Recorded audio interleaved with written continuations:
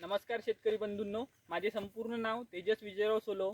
Me college of agriculture Nagpur इथला विद्यार्थी असून मी कृषी विज्ञान केंद्र साकोली येथे रावे प्रोग्राम करिता आलेलो आहे.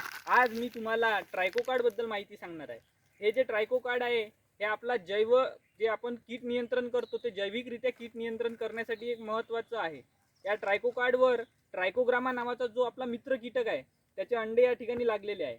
या ट्रायको कार्डला जेव्हा आपण कट करून या जे आपलं झाड असतं त्याच्या पानाच्या खालच्या साईडने जेव्हा आपण स्टॅपल करतो त्यावेळी या ट्रायको कार्डमधून ट्रायकोग्रामा नावाचा जो आपला मित्र कीटक आहे तो बाहेर निघतो व आपल्या पिकाला जे हानिकारक अशी किडी आहे त्यांच्या अंड्यावर हा ट्रायकोग्रामा जो किडा आहे तो जगतो.